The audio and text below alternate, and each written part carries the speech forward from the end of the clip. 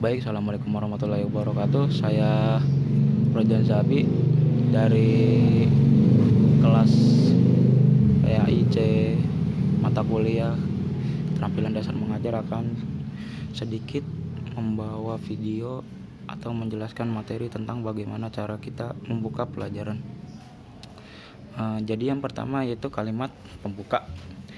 Kalimat pembuka ini biasanya si pengajar mengucap atau membahas materi yang sudah dibahas pada pertemuan sebelumnya. Jadi bisa dibilang mereview sedikit materi yang telah diajarkan pada pertemuan minggu lalu. Dan langsung saja saya meragakan kalimat pembuka ini. Jadi untuk pertemuan yang kemarin kita sudah membahas materi tentang bagaimana cara mengurus jenazah, karena pada dasarnya bagi seluruh umat Islam memiliki kewajiban untuk mengurus jenazah, baik ke jenazah kerabat kita, saudara-saudara kita, ataupun orang-orang yang bahkan tidak kita kenal. Dan memang sudah semestinya ada aturan dan tata cara yang sudah diatur dalam ilmu fikih ini, termasuk juga bagaimana cara atau kriteria yang benar dalam jual beli ini, atau pada materi kali ini berupa materi tentang jual beli. Jadi jual beli ini pada dasarnya kegiatan atau interaksi yang terjadi antara si pembeli dan si penjual. Tetapi tidak sampai di situ saja pengertian umum tentang jual beli. Adapun kriteria atau tata cara dari ilmu fikih itu sendiri tentang jual beli, di antaranya apa itu pengertian jual beli, apa itu syarat dan rukunnya, dan apa saja barang yang boleh dijual, dan apa saja jenis-jenis jual beli yang boleh atau yang tidak boleh. Bisa disebut juga jual beli yang terlarang. Jadi saya di sini menggunakan media handphone karena memang untuk poster itu sendiri tidak terlalu jelas gambarnya atau kurang bagus. Jadi memang untuk memanfaatkan teknologi juga. Jadi sedikit pembahasan saja apa itu pengertian jual beli.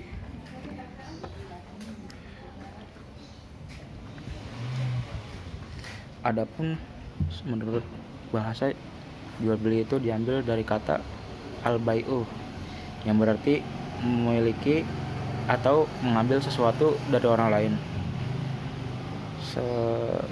Adapun secara istilah, pengertian jual beli adalah transaksi tukar menukar yang memiliki dampak atau bertukarnya hak kepemilikan atau takobut yang tidak akan bisa sah bila tidak dilakukan beserta akad yang baik dan benar, yang dilakukan dengan cara verbal ataupun ucapan maupun perbuatan. Lalu apa saja landasan hukum yang ada di dalam jual beli ini? Baik, memang dalam Al-Quran ini sudah ada ayat yang menjelaskan tentang jual beli ini, yaitu pada surat Al-Baqarah ayat 275, yang artinya Allah mengharamkan riba dan menghalalkan jual beli. Dan dalam kasus lain Allah juga berfirman dalam Quran surat An-Nisa ayat 29. Bisa dicek sendiri ya. Lalu apa saja rukun jual beli? yang dijelaskan dalam ilmu fikih menurut jumhur ulama.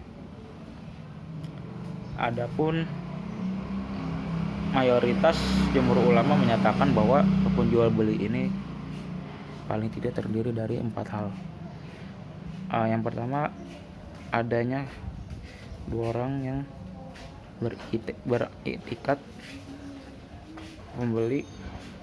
baik baik pembeli maupun penjual.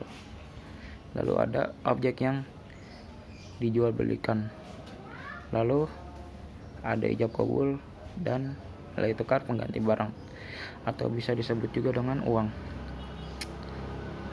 Lalu apa saja syarat jual beli dalam Islam ini? Syarat jual beli dalam Islam ini pada aslinya mengikuti pada rukun yang disertakan dalam jual beli. Adapun untuk objek jual beli ini terdapat 4 hal yang perlu diperhatikan diantaranya. Keberadaan barang tersebut harus tampak, jadi ada barang yang nantinya akan dijual kepada pembeli.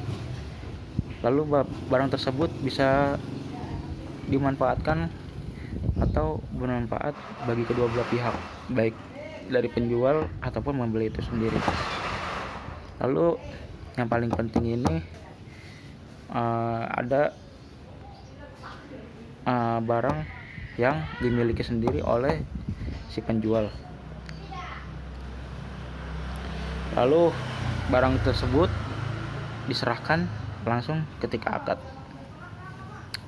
Dan dari segi sigot sendiri yang perlu diperhatikan adanya kerelaan kedua belah pihak. Hal ini ada dalam kaidah muamalah, yaitu antarodin minkum, suka sama suka atau saling memiliki kerelaan. Lalu untuk syarat nilai uang atau nilai tukar barang yang dijual ada 5 yang harus diperhatikan. Yang pertama itu suci, lalu dapat diserah terimakan, ada manfaatnya, dimiliki sendiri atau ada yang mewakilinya, lalu diketahui oleh penjual dan pembeli. Lalu masuk ke materi jual beli yang dilarang. Jual beli yang dilarang pada dasarnya jual beli yang tidak memenuhi rukun dan syarat dalam kaidah fikih. Contohnya berupa jual beli daging babi, jual beli khamr, jual beli barang yang belum tampak, jual beli buah yang belum panen, atau jual beli anak binatang yang masih di dalam kandungan ibunya. Jadi itu saja sekiranya penjelasan singkat dari saya. Dan untuk kalimat akhir, yaitu terkadang si pengajar memberikan tugas atau menerangkan sedikit tentang materi yang sudah diajarkannya. Jadi saya langsung peragakan saja kalimat yang terakhir atau kalimat penutup. Jadi itu dia penjelasan singkat dari materi jual beli. Kurang lebihnya seperti itu. Dan untuk pertemuan selanjutnya, Bapak harap kalian paham dan bisa mengingat kembali materi jual beli ini, karena untuk pertemuan yang akan datang atau pada materi baru ini saya akan mengulang kembali. Dan untuk yang akan materi yang akan datang, Bapak akan menjelaskannya kembali. Sekian, wassalamualaikum warahmatullahi wabarakatuh.